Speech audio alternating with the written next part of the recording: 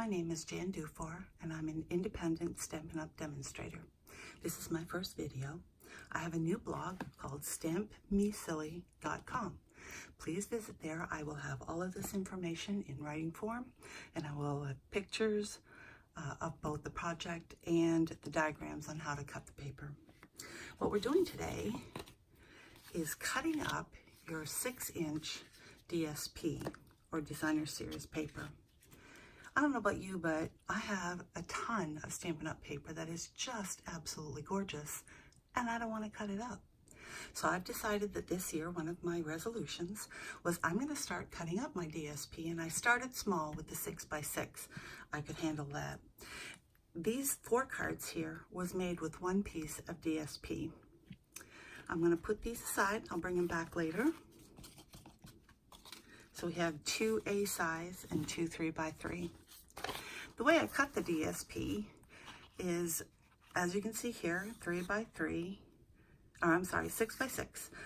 We cut first off at 1 inch all the way across.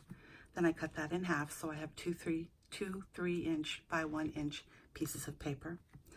Then along the 6-inch remaining side, I cut 3 3/4. And then I cut 1 inch off the side, and that left 1 1/4 inch here. And I'll show you where all of that shows up.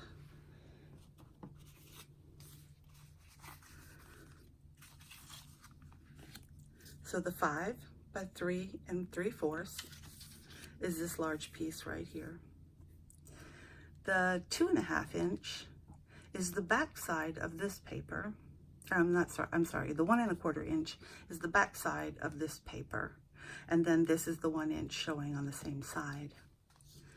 The 3-inch piece that you buy 1 down at the bottom is this piece right here. And as you can see, I alternated them so that they would be different. Now, when we look at what else we needed 1 piece of cardstock. And again, all of these photos will be up on the website after this video is taken. So what we did was we cut 4 by 5 1/4 by 5 1/4 and 4 again, and that left this 1/2 inch all the way around. So I cut that into 3 3 3 3 3. So technically I could make 5 of these smaller cards here. This is the plain color right here and right here. We did use a small amount so that we could decorate around our sentiments. And as you can see, I also utilized some of the ribbon that unfortunately is no longer available. It was a celebration and it sure went fast.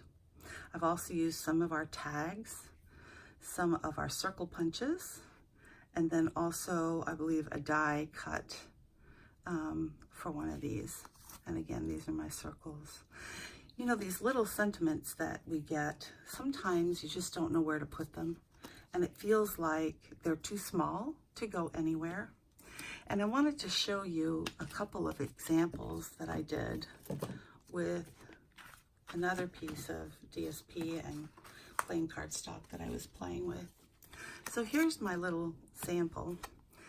It kind of looks like it's lost.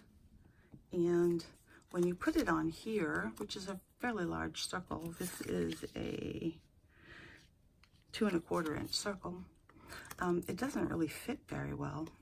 So what you have to do is be brave and do things like cutting off about the same on each one. Not quite the same, pretty close. This one's crooked, let me fix that. Now, if I was doing this, I would have done it with my Stampin' Trimmer, but I didn't. That's okay. Here you go. So now it fits, but it looks kind of boring. So one of the things you can do is take things like our little enamel epoxies, and these were in the Stampin' Celebration because they're little hearts, and it was, you know, Valentine's Day that just passed by. And then we also have different other glittery, this is a clear faceted gems. One of the tricks you can do, and I don't know if you are aware of this or not, but our Stampin' Blends are alcohol markers. So when you color things, they stay colored. So you could literally make any color that you have an alcohol marker for. And we have quite a few now, so they're wonderful. They never dry out. I guess that used to be a problem. I was a Stampin' Up! Demonstrator for 10 years a while back. Life got in the way, and I had 2 kids I was raising, and we got kind of busy, but I just absolutely love Stampin' Up! And when I retired, I decided, well, first I'm going to go ahead and glue this. But I decided that what I wanted to do was just play with Stampin' Up! Products. So I cleared out most of my non-Stampin' Up! Things, and I'm giving them away as we speak. The reason I wanted to get this in here was that I didn't want to add the sentiment and then have to turn that over. So voila. And you can see that doesn't come off. That's permanent. So that, with a little tiny Easter blessings and a little epoxy and a little color, can make quite a big statement. It'd probably be too big for the 3x3s, and you'd have to do something like put it on one of these. Of course, this colored paper does not go with that, because this is Call Me Clover, which is one of our new ones that came out the 2018 to 2020, I believe. Colored colors. But anyway, so you get the idea for that piece. Another thing people forget is our doilies. And this just went from kind of a guy card to a lady's card. And isn't that pretty? And again, tiny little sentiment really fills up the card. So those are things to keep in mind. Also, again, I picked up this Call Me Clover because I was going to play with it, but you can take what is normally a tag punch, and this is from our collection called Treat Time, and it came with it had a punch specific for it, and you can stick it in the center like that. This one, I used a little bit smaller circle, and that might look nice when you stick it on a small card like this. And then another thing people don't think about, but here is one of our punches, and it came with a gentleman's kind of card. So what I did was, here's the punch. I just split it up, and then when you take a little bit of mono-adhesive liquid glue and stick it on the ends like that, and you flip it over. Ooh. Oh well, apparently I can't pick this up. It's stuck to my desk. You can move it out just a little bit on both sides. Remember, I've got glue on the back of this one also. And move that out just a little bit. Oops. And where I come from, we would call it crush, which means in French it's crooked. There we go. We're trying to get it to dry in the right spot.